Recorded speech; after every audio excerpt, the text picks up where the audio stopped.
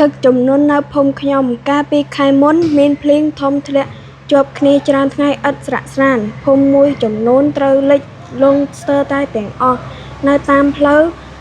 កម្ពស់ទឹកបានឡើងដល់1 ម៉ែត្រអ្នកភូមិខ្ញុំបាននាំគ្នាជញ្ជូនកូនចៅសត្វពាហនៈគោក្របីនិងជ្រូកមាន់ទាព្រមទាំងសម្ភារៈឧបករណ៍ប្រើប្រាស់សំខាន់ទៅកាន់ទីទួលសុវត្ថិភាពទឹកជំនន់ឆ្នាំនេះបានបង្គ្រោះមហន្តរាយជាច្រើនធ្វើឲ្យប៉ះពាល់បាត់បង់អាយុជីវិតមនុស្សសត្វខូចខាតទ្រព្យសម្បត្តិផ្ទះសម្បែងសាលារៀនមណ្ឌលសុខភាពស្រូវដំណាំនិងស្ពានផ្លូវយ៉ាងធ្ងន់ធ្ងរទឹកជំនន់បាននាំមកជាមួយនៅកាកសំណល់និងលាមកគ្រប់ប្រភេទដែលជាហេតុបណ្ដាលឲ្យមានជំងឺរាតដល់អ្នក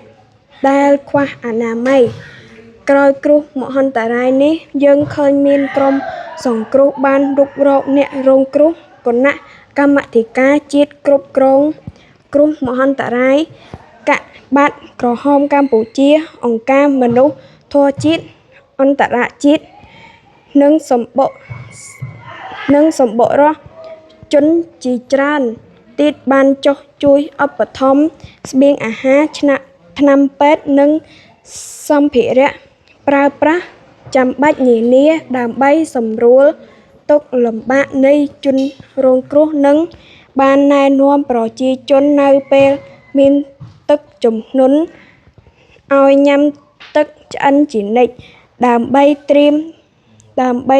មបង្ការជាមុនពេលមានគ្រោះទឹកជំនន់យើងត្រូវត្រៀមសម្ភារៈបរិក្ខារសង្គ្រោះទីទួលសុវត្ថិភាពសាងសង់ផ្ទះសាលារៀនឲ្យខ្ពស់ផុតពីទឹកព្រមទាំងសាងសង់ទំនប់ជាដើមដំណាំដំឡូងមីគឺជាដំណាំដែលប្រជាពលរដ្ឋខ្មែរនិយមដាំនៅតាមភូមិឋានជាអាហារបន្សំតាមចម្ការនិងសម្រាប់ឧស្សាហកម្មបច្ចុប្បន្ននេះដំឡូងមីកំពុងមានតម្រូវការខ្ពស់គេយកមើមដំឡូងមីទៅបញ្ចូលក្នុងរោងចក្រដើម្បីកែច្នៃផលិតជាម្សៅមីនិងចំណីសត្វលើសពីនេះម្សៅដំឡូងមីមានសារៈសំខាន់បំផុតក្នុងការធ្វើជានំចំណីសម្រាប់បរិភោគដូចជានំប៉ោងនំប៉ាវមីឡាក់មុខរបរដាំដំឡូងមីជាជម្រើសមួយរបស់កសិករយើងដើម្បីបង្កើនប្រាក់ចំណូលរបស់ពួកគាត់ទីផ្សារដំឡូងមីកំពុងផ្ដល់ឱកាសដ៏មានសារៈសំខាន់ដល់ប្រជាជនគ្រប់តំបន់គេនាំគ្នាដាំដំឡូងមីនៅពេលដែលមានចលនានាំចេញទៅទីផ្សារនៅក្រៅប្រទេសការកាត់ដើមដំឡូងមីដាំត្រង់នាំឲ្យបានមើមជាច្រើនជាងការកាត់ចំហៀងដើម្បីទុកដំឡូងមីឲ្យបានយូរគេត្រូវការ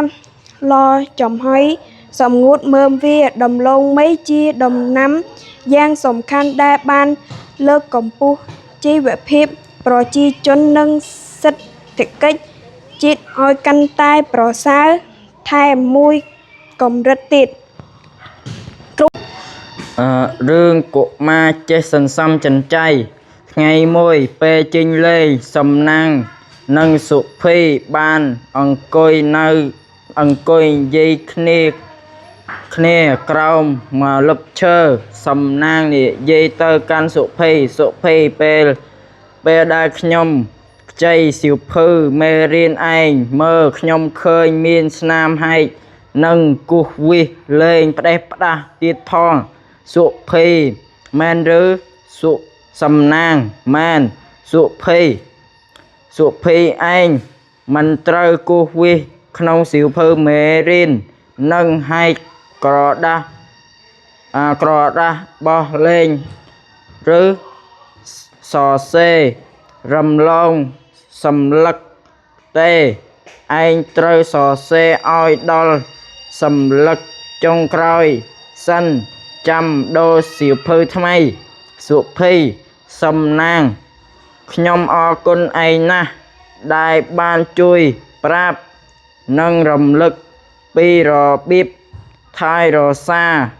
របស់ប្រើប្រាស់និងសន្សំសំចៃខ្ញុំនឹងធ្វើតាមឯងចាប់ពីពេលនោះមកសុភីចេះសន្សំសំចៃប្រងប្រាក់កាសនិងរបស់របរប្រើប្រាស់ផ្សេងដូចសំណាងដែរ